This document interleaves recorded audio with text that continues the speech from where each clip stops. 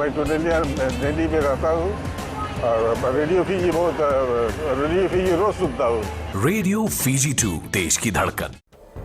Good evening, Fiji. In this bulletin, big guns to help in economic recovery. Lambasa man shares COVID-19 story. And coronavirus wreaks havoc on budget plans. From the studios of FBC Suva, Jackie Spate. Fiji trading partners are now turning their attention to economic aid to help us recover from the financial fallout of COVID-19. Australia and New Zealand have been instrumental in supplying medical equipment and testing kits, but now they see the need to help Fiji's economy get back on track. Edwin Nund reports. Australia and New Zealand make up Fiji's biggest chunk of trade and tourism earnings, and having them reach out for economic assistance will come as relief to many businesses. We're very much focused on the economic recovery phase, and I'm sure that we will be working with Fiji on an economic recovery package down the track. We'll be looking more at how we can support the Fijian economy, since Fiji's done such an outstanding job of dealing with the health crisis that COVID-19 has created, but we now need to pivot in supporting Fiji's economy. Both High Commissioners say it's too early to get into the nitty-gritty of what may be coming, but behind closed doors, Australia, New Zealand and Fiji are thrashing out the details of where aid is needed most. Many local businesses have struggled to keep their head above water for the last few months, and thousands of workers have been made redundant. What's the best way for us to support those who are most vulnerable? What's the best way to support small and medium-sized enterprises? What's the best way to support Fiji's private sector get through these really challenging times? And are there specific needs for a sector such as tourism that we might also be able to help with? Freight continues to fly. Although passenger planes are not flying, freight continues to fly in from Australia, New Zealand and elsewhere. Amidst these talks on how to reignite the Fijian economy, the Fiji First government is also working on policies and strategies to bolster the private sector and get growth back on track. Many of these measures are likely to be announced in the next budget. Edwin Nund, FBC News. A recent ruling by High Court Judge Justice Salesi Temo has been nullified by Acting Chief Justice Kamal Kumar. Justice Temo had ruled that various sentences and fines in 49 cases of breach of curfew and social distancing directives were against the constitutional rights of the accused persons. He had further directed the magistrates to re-sentence the accused persons after considering what is recorded in his judgment. However, Acting Chief Justice Kamal Kumar has today confirmed that he had declared Justice Temo's orders a nullity and not to be followed by magistrates. He adds that as the acting CJ, he did not provide any report to the High Court judge, and that Justice Temo did so without consulting the Chief Justice's office in any respect. Justice Temo, according to the Acting Chief Justice, lacked the jurisdiction to conduct the review. Justice Kumar confirms that he has reviewed all the files subject to Justice Temo's judgment and identified files in which sentences passed by the various magistrates need to be reviewed. With no signs or symptoms of the novel coronavirus, 22-year-old Mohammed Javed Hussain never thought he'd be one of the country's COVID-19 patients. Javed had completed the mandatory 14-day self-isolation requirement, but was diagnosed with the deadly coronavirus a few days later, and he wound up being isolated from the rest of his family for the next couple of weeks. Our North correspondent Eleanor Tarangaivu spoke to Javed, who refused an on-camera interview but was willing to share his story. I arrived home, I was fit and fine. Arriving back home in Vunivangi settlement in Raketi from India, 22-year-old Mohammed Javan Hussain completed the 14 days mandatory self-isolation requirement by the Ministry of Health and was cleared. For precautionary measures, he undertook a further 7 days self-quarantine at home. This is when he received the dreadful phone call. Doctors and nurses were checking me daily. I was surprised when I got phone call that I had been tested positive, as I had no symptoms. His father Jakil Hussain says after the phone call, the family was forced to close down their hardware and dairy shop, as well as their home and farm, as health officials and police had arrived to take them to the isolation center at Lambasa College. It was very hard for us because I was just thinking about my son, and the other thing, we have left the house like that. Nobody was here. Javad was cleared of COVID-19 on May 3rd and was released back home, but he had to undergo another 14 days self-quarantine, which ends today. He told FBC News he was never ill when admitted in isolation at the Lambasa hospital. Yeah, I did not show any symptoms, anything, and I got released just in 16 days. While in isolation, the family's business and farm suffered a great loss. It really impacted me about my business. Say about 40 to 50,000 loss I have gone in that period. And nearly all the chicken and ducks have died. For now, the family is glad that they can get to be with other families for Ramadan, and when it finishes, they will try to salvage what they can from their business and farm as life slowly returns to normal. Eleanor Turangaibiu, FBC News. Government ministries are now in the process of making their budget submissions by month end. Economy Minister Ayaz Said Qayyum says given the economic impact of the COVID-19 pandemic and one of their biggest revenue earners, tourism, flatlining, thinking outside of the box and making necessary budget cuts will be critical. Maggie Boyle reports. Budget submissions for the new financial year of 2020-2021 are well underway. So the ministries actually have to give their submissions within this month. There's a deadline for that, and then of course we sit down and go through the ministries with them, ministry by ministry. We have at the PS level, then we have at the ministerial level. The Economy Minister says against the backdrop of the COVID-19 pandemic, this year's budget purse strings will be tight. So your traditional sources of revenue obviously have dried up, in particular from the tourism sector. Then of course, we also need to look at things like expenditure. Having reduced expenditure for a number of areas, including your operational expenditure too, how we do business, in particular government operations. With private sector support another key area, resuscitating the Fijian economy with closed borders will require some inventive fiscal policies. And then of course we have to deal with the unemployment benefits. There's quite a few people who will probably be having what we call sustained unemployment. But there's also opportunities. The budget is expected to be delivered in Parliament late next month. Maggie Boyle, FBC News. Coming up after the break, COVID-19 puts pressure on mental health and assistance trickles in for Fiji.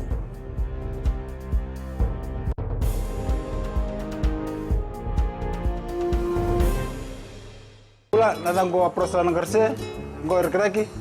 The television on Radio Fiji 1, nandomo ibiti. Radio Fiji 1, nandomo ibiti.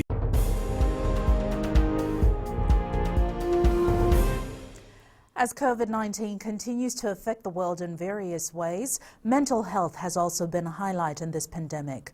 With a spike in the number of calls to helpline services on the daily, certain counselling services have noted that most calls were from Fijians who were psychologically affected by the pandemic. Services have received more than 200 calls since the lockdown and have predicted more in the coming weeks. Venena Rakautonga has more. During the past 2 months, many Fijians have had to adapt to a new normal, and while most have learned to adapt, there are some who are still struggling with the new norm. Since we recorded our first case of COVID-19, we have received a spike of calls. So from then till now, we have received close to 250 calls on people that are stressed. For Medical Services Pacific, the spike in the number of calls has been recorded as a positive outcome, as it shows more people are wanting to speak out. Have received a spike in the number of calls that we've received regarding COVID-19 and the situation people are in. MSP Country Director Ashna Shaleen says the pandemic has brought about many changes. However, people should not bottle things up. Received a lot of calls, and what we are seeing currently that people are focusing and redirecting their lives to planting more, spending time with families more, diverting their daily routine to agricultural activities. As the world commemorates World Mental Health Awareness Month, counseling services remain with their open door policy for anyone seeking their services. Verina Rakautonga, FBC News. The Methodist Church of Fiji has cancelled its annual Festival of Praise and its annual conference. Church President Reverend Dr. Epineri Vakandewa-Vosa says this is in line with the government's precautionary measures in place due to the COVID-19 pandemic. Sainiani Boila has more.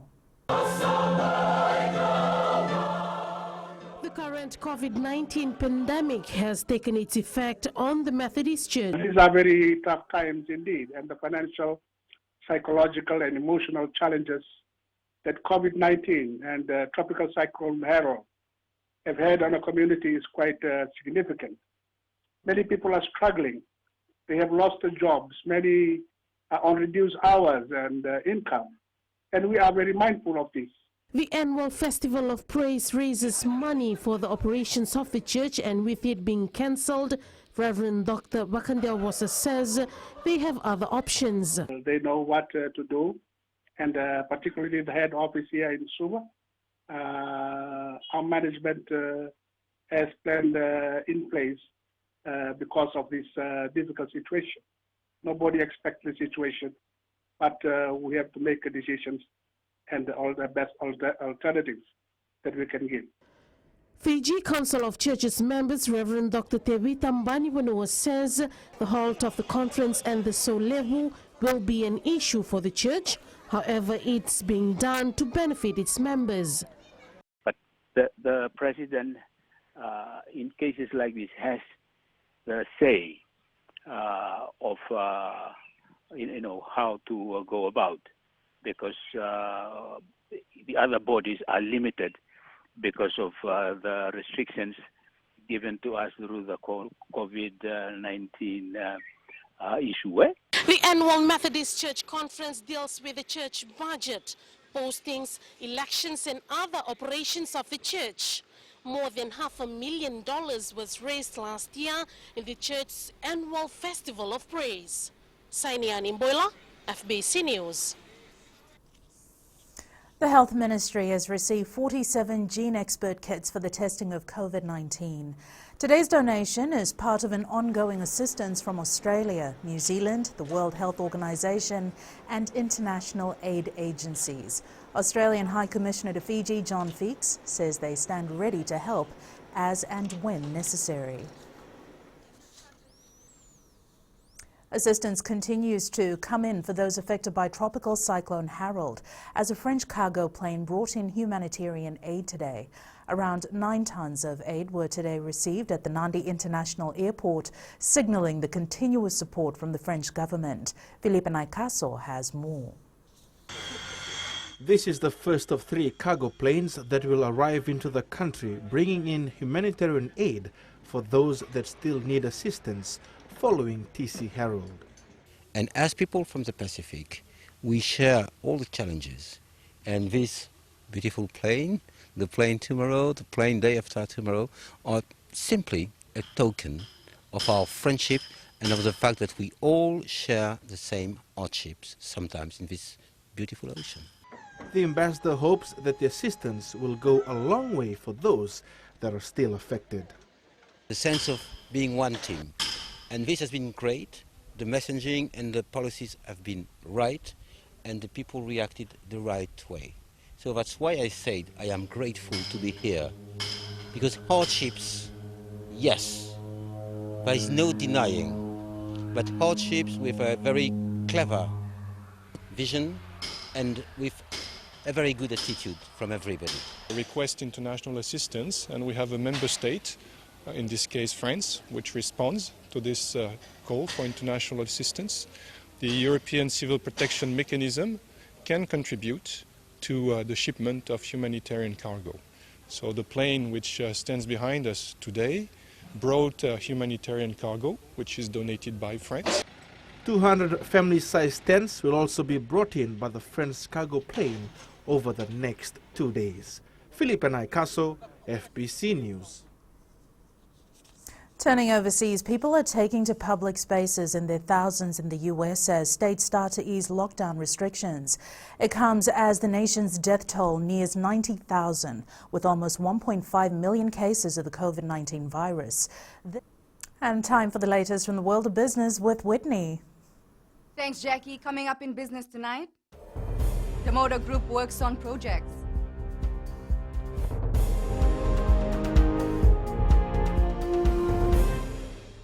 My name is Neha and I'm from Karavi, and Mirchi FM, it's hot. Mirchi FM, it's hot.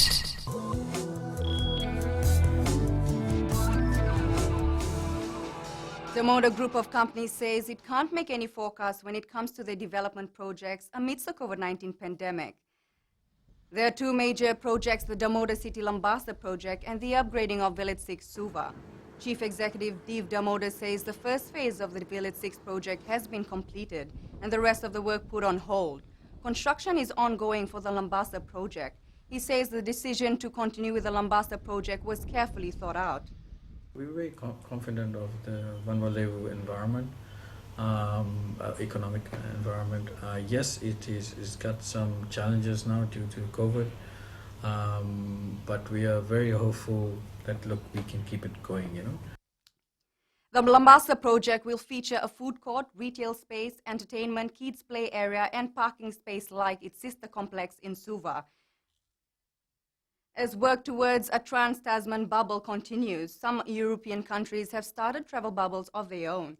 It comes as proposals put forward for safe zones, which would allow regional travel to areas with low coronavirus numbers. We now join Sunifa from HFC Bank with the latest from the money markets. Trading on the South Pacific Stock Exchange last week was lively due to the execution of dividend reinvestment orders for Fijian Holdings Limited. An approximate volume of 52,000 shares was traded in 163 trades at a value of $99,100.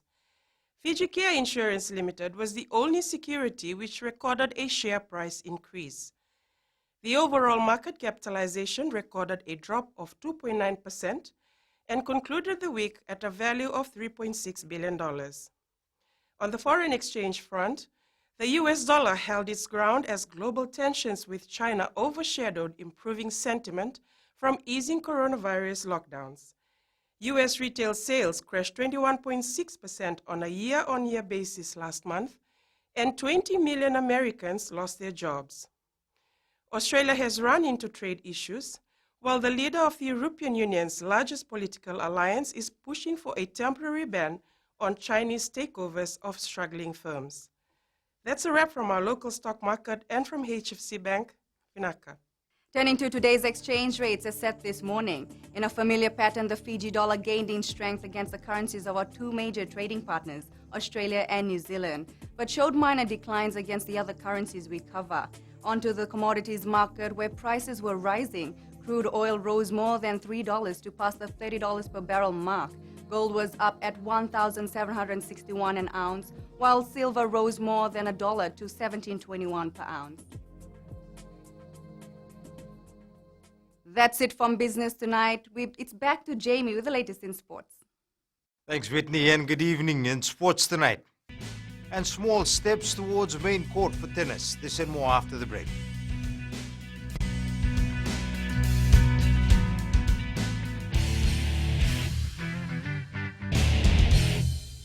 Bola, I'm Miri, I'm from Lotoka, and I love Gold FM because they play all my classic hits.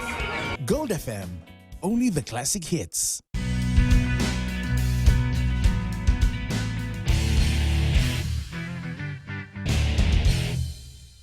National Sevens players who have recently secured overseas contracts are still eligible to be part of the 2021 Olympic squad. Fiji Rugby Union made arrangements prior to the postponement of the Olympics to have players that have been hinted to join overseas clubs like Amniasi Tuimamba and Vilimoni Mbotitu available for Olympic selection.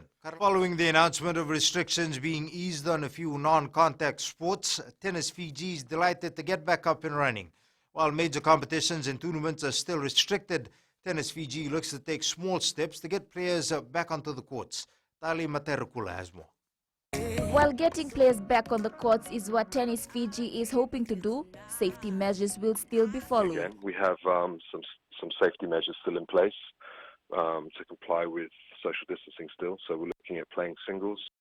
Have now been given the green light to train despite a hazy future on competitions and tournaments. There's a lot of Fiji reps that have been nagging for the last couple of weeks to get back on the court, and I'm sure there's a lot of social players that are interested in getting back and exercising, which is good for their mental health. Meanwhile, Archery Fiji hopes they too will be given the green light. Contact the Sports Commission and the Police National Command Center, and as far as we know, we have not been allowed to reopen. Non-contact sports including tennis, volleyball and golf are permitted to resume with friendly matches. However, numbers are to be below 20, including players on the field, reserves and spectators. Tali Materkula, FBC Sports. A stern warning has been given out by Fiji Volleyball Federation President Linganguki Suba to associations and individuals planning to engage in friendly matches in the coming days.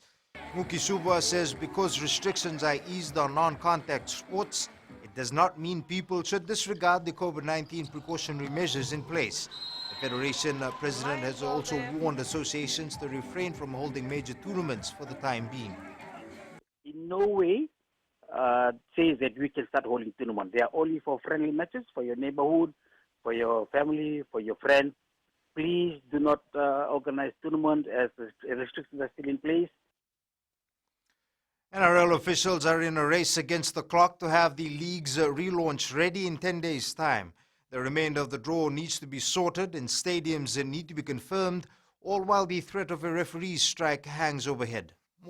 Elite football returned to Germany with the Bundesliga restarting over the weekend. But with some COVID-19 restrictions still in place, games are being played behind closed doors. That's it from sports this Monday evening. Coming up in Weird and Wonderful, African designers bringing style to face masks. Find out more after the break.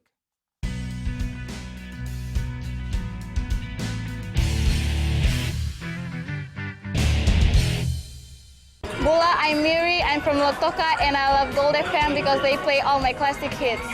Gold FM, only the classic hits.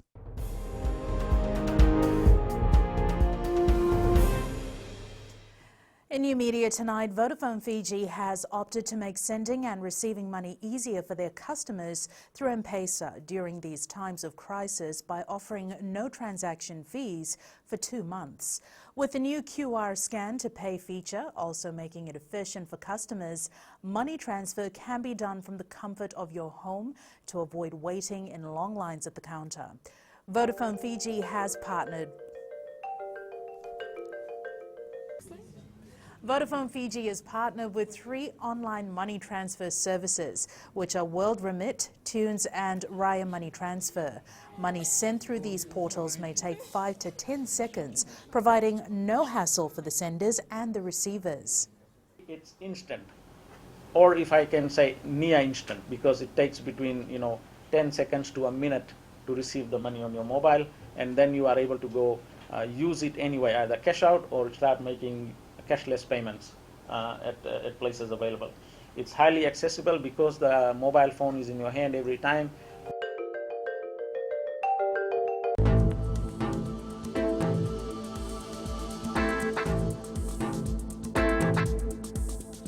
Taking a look at the weather, not a very sunny start to the week in most places.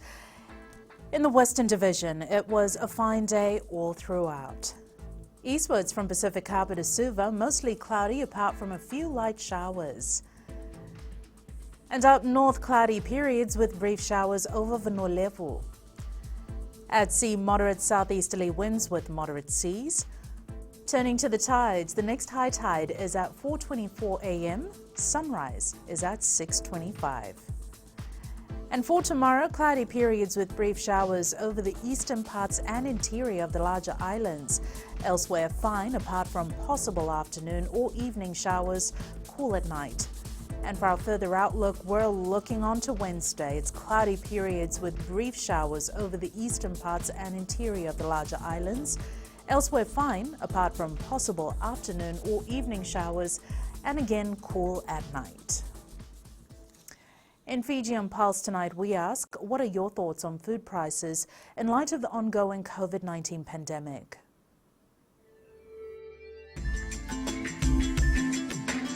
We can see that the price of food does not equal the amount of money that we get. As we are losing jobs, food price increases. Nowadays, in the workforce, everything is not it used to be. There are pay cuts and price of food is still the same. It's too expensive. It doesn't go with our weekly pay. Food prices are skyrocketing when supermarkets have no decency in assisting people that are having problem with COVID-19.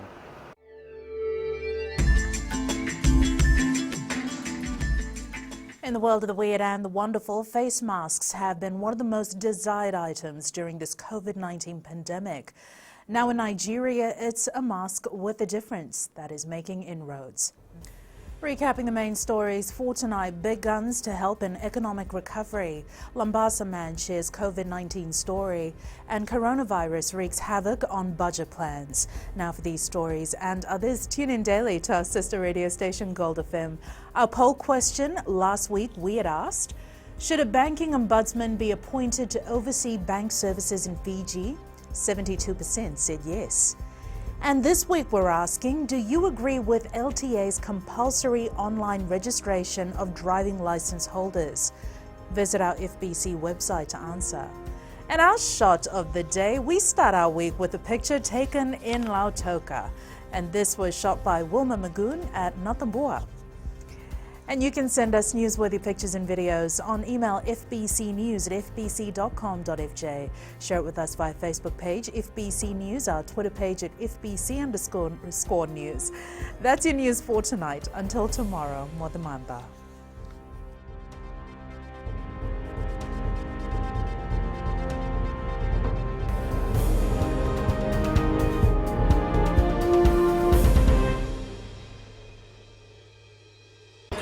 I'm Miri, I'm from Lotoka, and I love Gold FM because they play all my classic hits.